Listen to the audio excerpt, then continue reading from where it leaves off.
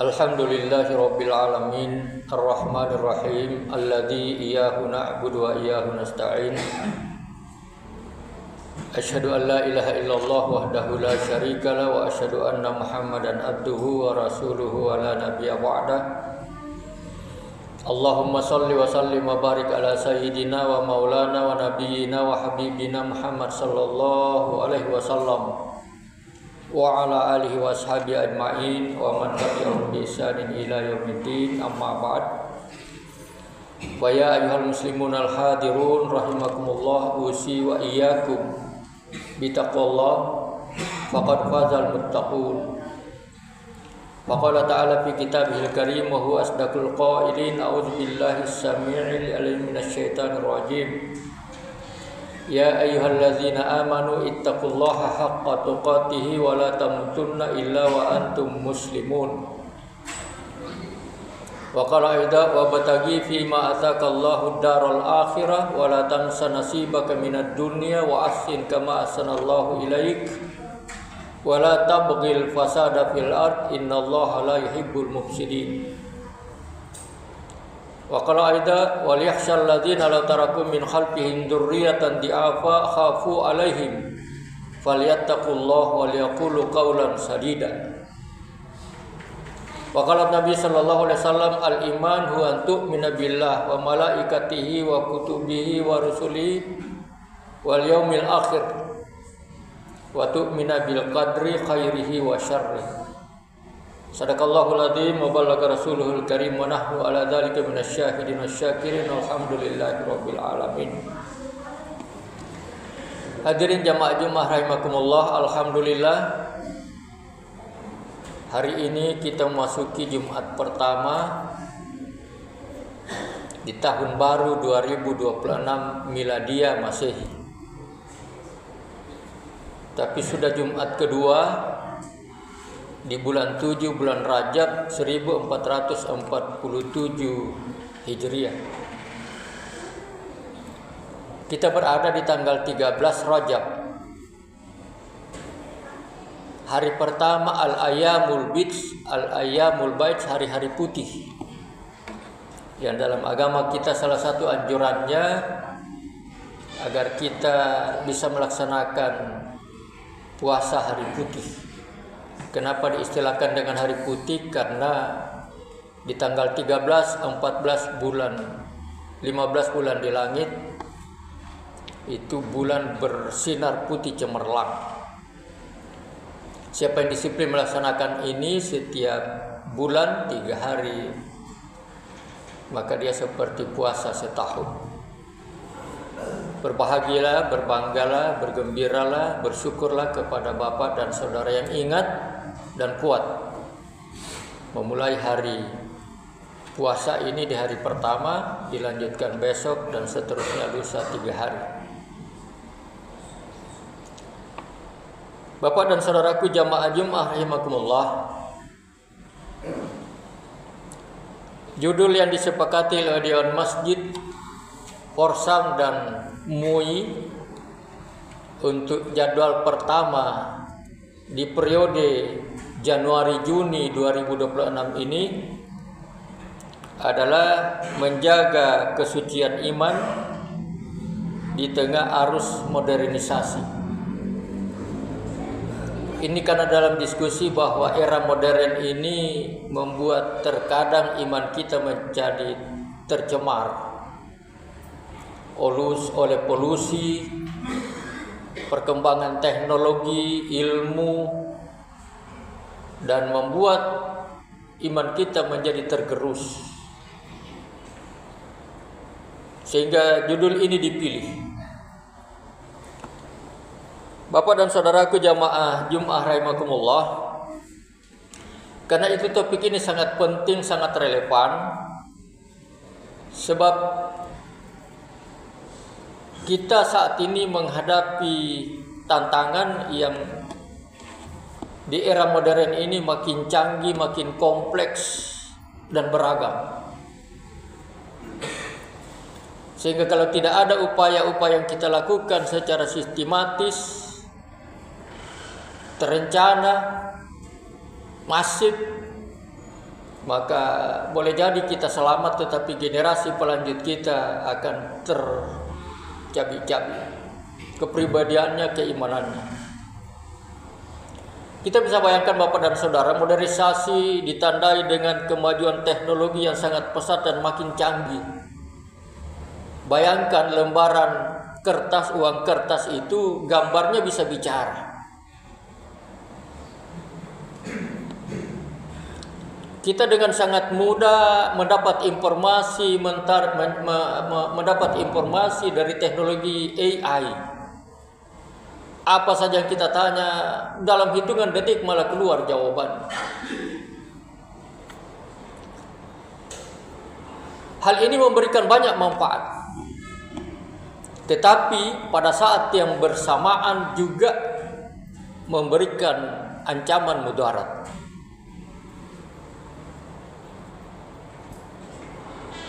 Ini persoalan, ini ujian, ini tantangan. Dan kita tidak bisa menghindar Bapak dan Saudara. Kita hanya bisa melakukan upaya-upaya untuk antisipasi. Karena bukan hanya sekarang, di setiap zaman umat itu yang hadir di zamannya menghadapi ujian, tantangan, cobaan. Dan sadar atau tidak Bapak dan Saudara, itu yang kita minta ke Allah 17 kali dalam sehari semalam paling tidak. Kenapa 17 kali dalam sehari semalam?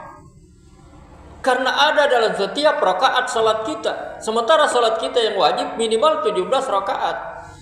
Kalau kita tambah dengan salat sunat rawatib, salat sunat tahiyatul masjid, salat sunat tahajud, salat sunat witir, salat sunat hajat, salat sunat istikharah, salat sunat taubat, makin banyak salat kita, semakin banyak juga permintaan kita. Kenapa? Karena dalam setiap rakaat salat itu ada Al-Fatihahnya, dan di dalam Al-Fatihah itulah kita minta iyyaka na'budu wa iyyaka nasta'in. Hanya padamu Tuhan kami menyembah, hanya padamu Tuhan kami memohon pertolongan. Ini intronya.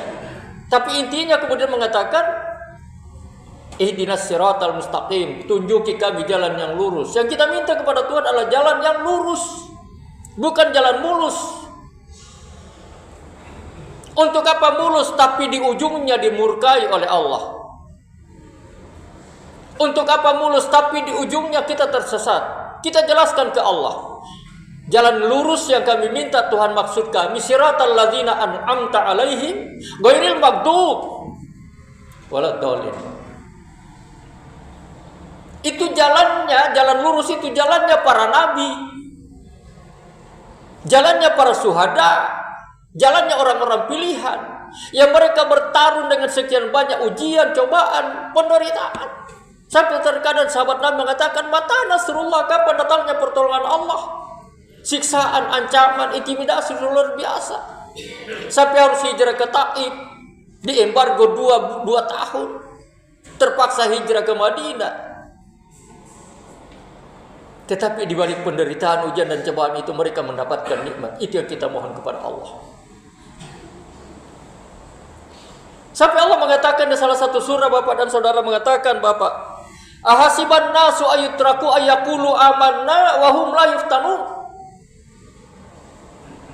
Apakah manusia itu mengira bahwa mereka akan dengan mudahnya mengatakan kami telah beriman, lalu kemudian mereka tidak diuji? Tidak. Tidak Bapak. Seluruh manusia di zamannya menghadapi ujian dan cobaan, tantangan, penderitaan. Nabi itu mencapai puncak kenikmatan di Mi'raj, mendapat salam, rahmat dan berkah dari Allah tanpa perantaraan Jibril. Tapi ketika menghadapi ujian cobaan yang bertubi-tubi, diembargo 2 tahun. Istri pertamanya Khadijah meninggal dalam waktu yang tidak jauh waktu bedanya dengan disusul oleh pamannya Abu Thalib. Hijrah ke Taif malah diusir, dilempari caci maki sampai beliau berdarah. Puncak kenikmatan yang didapatkan oleh Nabi adalah seluruh perjalanan hidupnya itu tidak gratis. Tegas Allah bilang di surah Al-Ankabut ayat 2. Ahasiban nasu ayutraku ayyaqulu amanna wa hum la yuftanun. Apakah orang-orang itu mengira begitu gampangnya mereka mengatakan kami telah beriman lalu kemudian mereka tidak diuji? Tidak.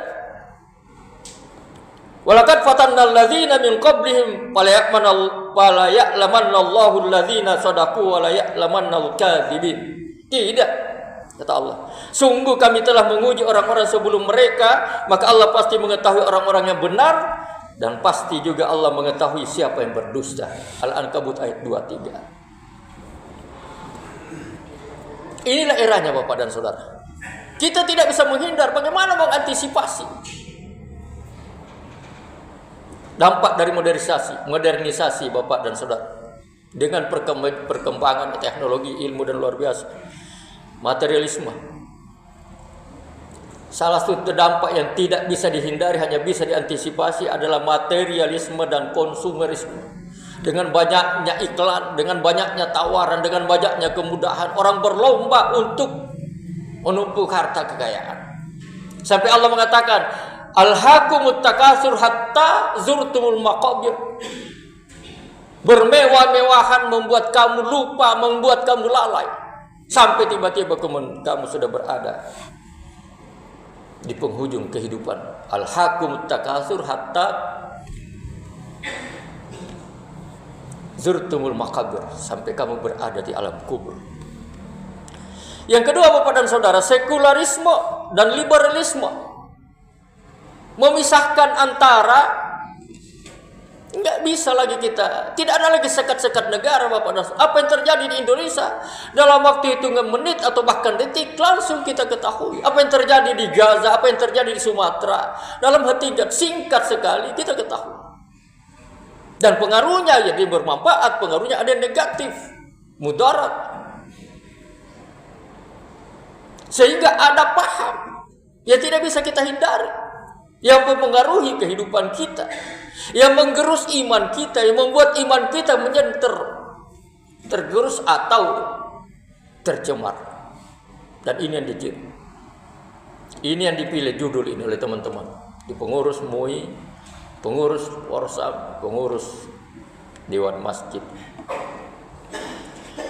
Karena itu Bapak dan Saudara, Al-Quran Allah Subhanahu wa Ta'ala mengingatkan kepada kita menghadapi ini sekularisme dan liberalisme. Allah mengatakan, ya ayyuhalladzina amanu udkhulu fis-silmi kafah. Masuklah ke dalam Islam itu secara totalitas, kafah, keseluruhan. Jangan hanya ibadahnya kamu Islam, tapi bisnisnya tidak. Jangan hanya ibadahnya kamu Islam, tapi kemasyarakatannya tidak. Jangan hanya ibadahnya yang Islam, tapi politiknya tidak. Udkhulu fi silmi kafah, totalitas dalam segenap aspek. Karena Islam ini ada hablum minallahnya, Islam ini ada hablum minan nasnya, islamisasi seluruhnya. Gak bisa dipilah-pilah, gak bisa dipisah-pisah. Karena surah Al-Imran mengatakan bahwa kita dimanapun akan berada, akan rugi dan menyesal Bapak dan Saudara. Dimanapun kita berada, aina masukifu duribat alaihimud dillatu aina masukifu illa bihabli minallah habli minan nas. Kecuali kamu tetap mempertahankan islamisasi dalam hablu minallahmu dan islamisasi dalam hablu minan nas. Jangan dengan alasan toleransi lalu kemudian salamnya orang non muslim kita pakai semua. Karena itu bertentangan dengan konsep la ilaha illallah, salam kebajikan, namo budaya, santi-santi om, dengan alasan toleransi. Enggak. Lakum dinukum waliyadin, tegas Allah ajarkan kepada Rasulullah 14 abad yang lalu. Bapak dan saudara-saudaraku yang saya hormati, sekali lagi, ya ayyuhalladzina amanu udkhulu fis silmi kafah. Hai orang-orang yang beriman, masuklah ke dalam Islam secara totalitas, secara keseluruhan dalam semua aspek kehidupanmu, baik hablum minallah dalam segenap aspeknya maupun hablum minanas dengan segala seginya. Dan janganlah kamu ikuti langkah-langkah setan, sungguh ia musuh yang nyata bagimu. Yang ketiga, tantangan kita di modernisasi ini Bapak dan Saudara, hedonisme dan pergaulan bebas. Gak ada lagi sekat-sekat. Jadi orang berlomba untuk menumpuk materi dengan berbagai macam cara untuk kehidupan yang wah, untuk kehidupan yang senang, untuk kehidupan yang gembira. Hedonisme. Budaya hedonisme yang mengedepankan kesenangan duniawi dan pergaulan bebas yang mengabaikan norma-norma agama telah menjadi ancaman serius bagi generasi muda muslim. Makanya ayat yang saya katakan tadi itu An-Nisa ayat 9. Wal yasal ladzina law taraku min khalfihim dzurriyyatan di'afa khafu alaihim falyattaqullaha wal yaqulu qawlan sadida. Ini berkali-kali saya ulang ayat ini, baik di masjid ini dengan berbagai macam kegiatan keagamaannya, apakah khutbah Jumat, pengajian subuh, atau peringatan-peringatan hari-hari besar Islam. Ini ayat ditujukan kepada seluruh generasi pendahulu. Siapapun kita, tidak ada yang bisa lepas dari itu. Apa kita sebagai orang tua, sebagai guru, sebagai pejabat, sebagai pemerintah, sebagai tokoh masyarakat, tokoh agama, enggak ada yang lepas. Apa peringatan Allah? Waspadalah, khawatirlah, takutlah, jangan sampai kamu meninggalkan generasi pelanjut penerus yang berada dalam keadaan lemah. Bukan hanya lemah ekonominya, tapi lemah teknologinya, lemah ilmunya, lemah akhlaknya, lemah fisiknya, lemah. Jangan. An-Nisa ayat 9. Bapak dan saudaraku jamaah Jumat rahimakumullah, Rasulullah sallallahu alaihi wasallam mengingatkan kita, siapapun posisi kita, apapun fungsi kita, kullukum ra'in wa kullu mas'ulun an ra'iyati. Kamu semuanya adalah pemimpin. Kita semuanya adalah pemimpin, siapapun kita. Dan akan dimintai tanggung jawab kita atas kepemimpinan kita. Yang keempat, Bapak dan Saudara, media sosial dan informasi yang menyesatkan. Ini yang paling. Ada etika dalam bermedsos. Jangan di-sharing sebelum disaring. Kita tidak bisa dengan mudahnya mengatakan, mohon maaf saya hanya copy paste dari sebelah. Enggak bisa. Begitu kita share, itu menjadi tanggung jawab pribadi kita. Kalau berita itu berita bohong, kita ikut bohong. Kalau berita itu berita hoax, kita ikut hoax. Apalagi kalau berita itu berita fitnah, menjelekkan orang, kita ikut fitnah. Makanya jangan di-sharing sebelum disaring. Ya.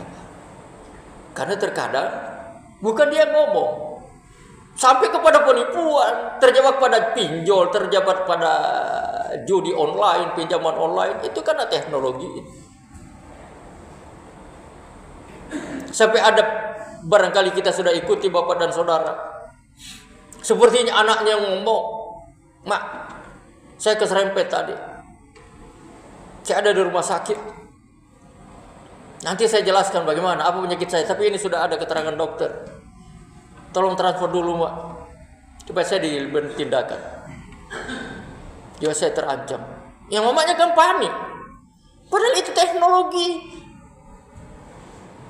Hanya suaranya yang dimiripkan dengan suara anaknya. Dalam keadaan panik seperti itu, langsung transfer. Ternyata bukan anaknya, baru kemudian salam. Assalamualaikum. Ih, siapa yang ngomong tadi? Itu penipuan, Mak. Dengan teknologi AI. Itu dapat dorong. Apalagi informasi lain tentang Gaza, tentang Sumatera. Jangan buru-buru men-share, Bapak. Sekalipun terkesan itu adalah ibadah, terkesan itu motivasi, padahal ujung-ujungnya bisnis. Karena sekali lagi, begitu bohong kita share, itu bohong kita. Begitu hoax kita share, itu kita itu. Apalagi berita fitnah tentang pribadi seseorang, tentang sebuah organisasi, apalagi sebuah tokoh yang difitnah, lalu kemudian kita ikut men-share, lalu kemudian mengatakan, mohon maaf saya hanya copy paste dari Google. Enggak bisa, Pak. Itu sudah menjadi tanggung jawab kita.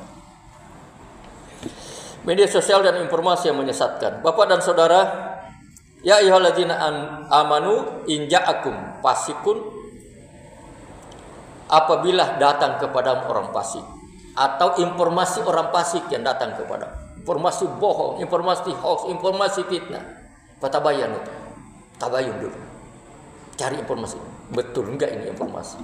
Kalau sudah betul bermanfaat enggak atau tidak. Kalau enggak usah ditindaklanjuti. Sebagai penutup, Bapak dan Saudara, apa yang harus kita lakukan, langkah konkret untuk menjaga kesucian iman kita, karena saya sudah ungkapkan tadi. Iman kepada Allah, kepada malaikatnya, kepada kitabnya, kepada rasulnya, kepada hari kemudian, kepada takdir. Itu 6. Jangan cemari itu dengan perkembangan modernisasi. Yang pertama, memperkuat ilmu dan pemahaman agama. Di sini letak pentingnya pengajian. Tapi saya berharap pengajian bukan sekedar pengajian, tapi kajian. Metode ideologis komunikatif antara penceramah dengan jamaah, dengan majelis taklim, dengan audiens itu perlu dibangun supaya transformasi ilmu itu tidak berhenti.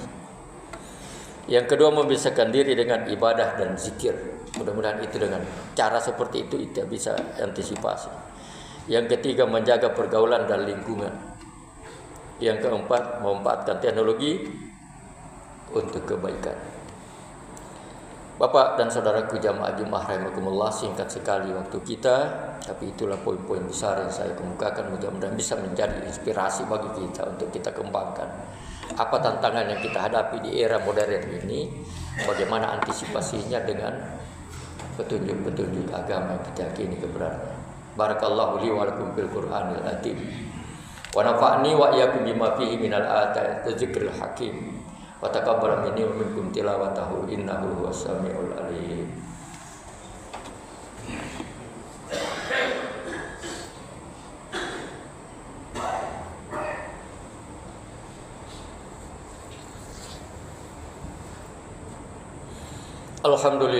Alhamdulillahirabbil alamin arrahmanir rahim.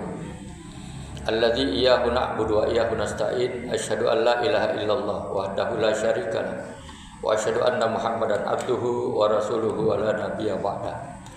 Allahumma shalli wa sallim wa barik ala sayyidina Muhammad wa ala alihi wa ashabihi ajmain wa man tabi'ahum bi ihsanin ila yaumiddin. Amma ba'd. Wa ya ayyuhal muslimun al hadirun rahimakumullah, usi wa iyyakum bi taqwallah faqad fazal muttaqun. Faqala ta'ala fi kitabil karim wa huwa asdaqul qailin a'udzubillahi minasyaitonir rajim. Wa bataghi fi ma ataqallahu daral akhirah wa la tansa nasibaka minad dunya wa ahsin kama ahsanallahu ilaik wa la tabghil fasada fil ard innallaha yuhibbul mufsidin. Sekalipun kita tidak bahas, saya ingin sampaikan bahwa ayat ini tercantum dalam surah Al-Qasas, surat nomor urut 28, ayat 77, yang menjaga keseimbangan. Kita dituntut menjaga keseimbangan. Buru kepentingan akhiratmu, tapi jangan lupakan nasibmu di dunia. Berbuat baiklah sebagaimana Allah berbuat baik kepadamu, dan jangan berbuat kerusakan, karena Allah tidak menyukai orang-orang yang berbuat kerusakan. Innallaha la yuhibbul mufsidin. Dan sebagai akhir, Bapak dan Saudara, ada beberapa tanggal yang saya ingin kemukakan untuk menjadi inspirasi, motivasi bagi kita. Tanggal 16 bulan ini, Januari, itu kita akan bertepatan 27 Rajab, peringatan Isra Mi'raj. Tanggal 18, 19, tanggal 17, ya, 16 Januari Isra Mi'raj. 17, 18 Februari itu malam pertama Ramadan dan hari pertama puasa. Februari.